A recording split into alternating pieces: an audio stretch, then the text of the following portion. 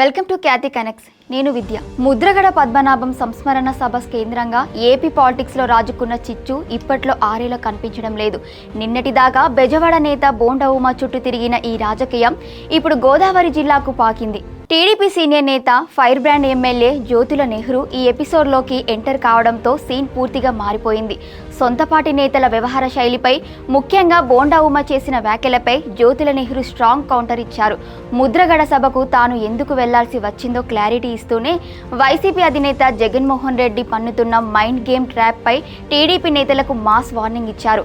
నెహ్రూ సంధించిన పొలిటికల్ అస్త్రాలు ఏంటి, కాపు ఓటు బ్యాంకు పవర్ ఏంటి అనేది ఇవాల్టి పాయింట్ ఆఫ్ వ్యూలో చూద్దాం.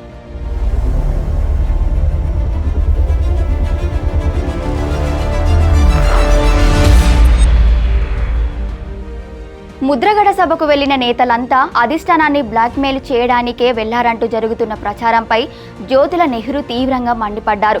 తాను ఎవరినో బ్లాక్మెయిల్ చేయాల్సిన కర్మ తనకు పట్టలేదని, ఆ ఉద్దేశంతో తాను ఆ సభకు వెళ్లలేదని ఆయన కుండబద్దలు కొట్టారు.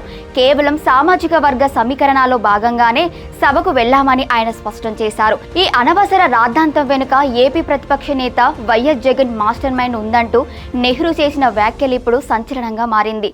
జగన్ కావాలనే టీడీపీ నేతల మధ్య చిచ్చు పెడుతున్నారని, ఆ ట్రాప్ లో మా పార్టీ నేతలు పడుతున్నారంటూ ఆయన ఆవేదన వ్యక్తం చేశారు. సరిగ్గా ఇక్కడే విజయవాడ సెంట్రల్ ఎమ్మెల్యే బోండా ఉమకు జ్యోతుల నెహ్రూ డైరెక్ట్ కౌంటర్ ఇచ్చారు. 2019 ఎన్నికల్లో టీడీపీ ఘోర పరాజయానికి కాపు ఉద్యమే కారణమంటూ ఉమా చేసిన విశ్లేషణను ఆయన కొట్టిపారేశారు. అదొక్కటే కారణం అనడం సరికాదన్న నెహ్రూ రాష్ట్ర రాజకీయాల్లో కాపు పవర్ ఏంటో గుర్తు చేశారు.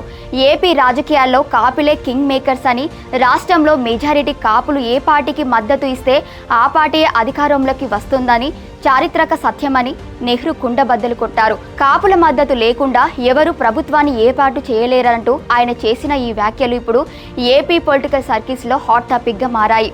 ఒకవైపు సొంతపాటి నేతల వ్యవహార శైలిపై అసహనం వ్యక్తం చేస్తూనే జ్యోతుల నెహ్రూ ముఖ్యమంత్రి చంద్రబాబు నాయుడు నాయకత్వంపై అపారమైన నమ్మకాన్ని ప్రదర్శించారు. కాపుల అభివృద్ధికి కట్టుబడి ఉన్న ఏకైక నాయకుడు చంద్రబాబు గారేనని ఆయన స్పష్టం చేశారు. కాపుల రిజర్వేషన్లు, సంక్షేమం కోసం సరైన నిర్ణయం తీసుకునేది కూటమి ప్రభుత్వం మాత్రమేనని తేల్చి చెప్పారు. చూసారుగా టీడీపీలో సాగుతున్న ముద్రగడ సభ సైడ్ ఎఫెక్ట్స్ ఎలా ఉన్నాయో.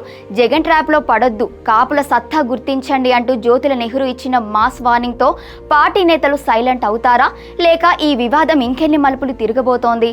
చంద్రబాబు గారు ఈ డ్యామేజ్ కంట్రోల్ కు ఎలాంటి అస్త్రం ప్రయోగిస్తారు? వేచి చూడాలి. Thank you for watching Khyati connects.